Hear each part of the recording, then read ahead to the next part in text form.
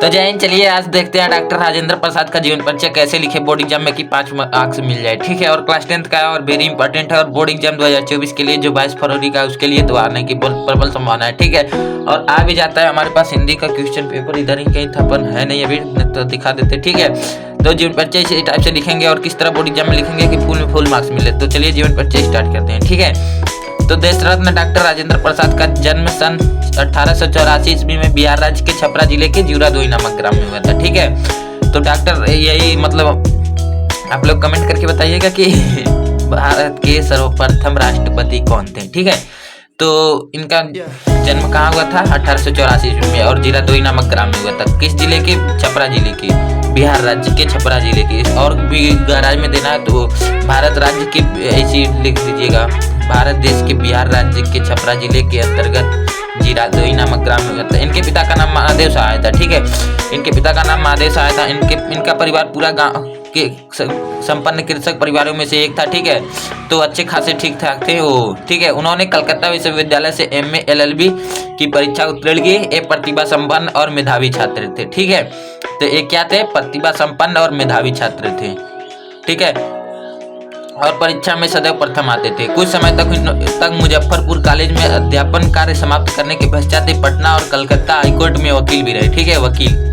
ठीक है, वकील को इंग्लिश में क्या कहते हैं आप लोग बताइएगा कमेंट करके। ठीक है, इनका झुकाव बचपन प्रारंभ से ही राष्ट्रीय सेवा की ओर था। सन 1917 में इन्होंने गांधी जी के आदर्शों 1917 में गांधी जी के आदर्शों और सिद्धांतों से प्रभावित होकर उन्होंने चंपारण के आंदोलन में सक्रिय भाग ले लिया और वकालत छोड़ दी। ठीक है, तो यहाँ पर देखिए देश की आज़ादी करने के लिए ये अपना वकालत बिजनेस छोड़ दी। ठीक है, जो भी समझ लीजिए, अपना जीविका बोलते हैं ना, तो यहाँ पर अपना जीविका छोड़ दिए। ठीक है, यहाँ पर झुकाव प्रारंभ से ही राष्ट्र की सेवा की ओर था। सन 1900 में गांधी जी के आदर्शों और सिद्धांतों से प्रभावित होकर इन्होंने चंपारण के आंदोलन में सक्रिय भाग ले लिया और वकालत छोड़कर पूर्ण रूप से राष्ट्रीय स्वतंत्रता संग्राम में कूद पड़े। ठीक है, तो अंग्रेज तब उस समय आजादी का दौर था। ठीक है, अनेक बार जेल की यातनाएं भी झेली, मतलब अनेक बार जेल भी गए। उन्होंने विदेश जाकर भारत के पक्ष को विश्व के सम्मुख रखा। ठीक है, उन्होंने विदेश जाकर, समझ लीजिए विदेश जाकर, ठीक है,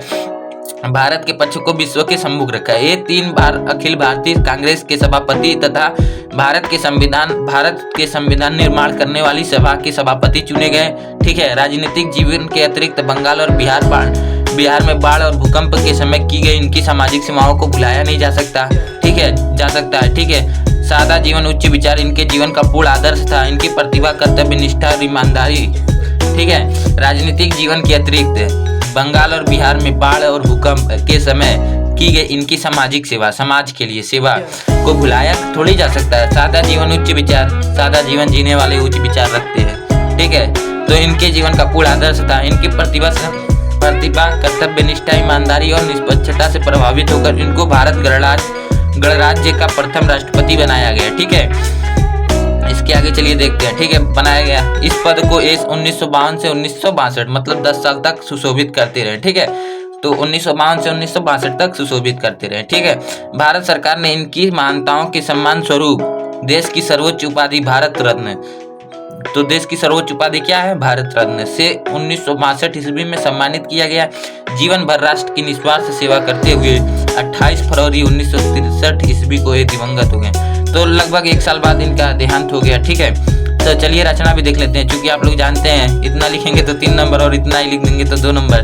तो इनकी रचनाएं कुछ: मेरी आत्मकथा, भारतीय शिक्षा, गांधी जी के देन, बाबू के कदमों में, चंपारण में महात्मा गांधी, साहित्य, शिक्षा और संस्कृति, खादी का अर्थशास्त्र, मेरे यूरोप का अनुभव आदि इनकी प्रमुख रचनाएं हैं। ठीक है, तो इतना लिख देंगे तो लगभग में हो जाएगा, आपका काम बन जाएगा। ठीक है, तो ठीक है, मिलते हैं नेक्स्ट टॉपिक के साथ। Bye bye.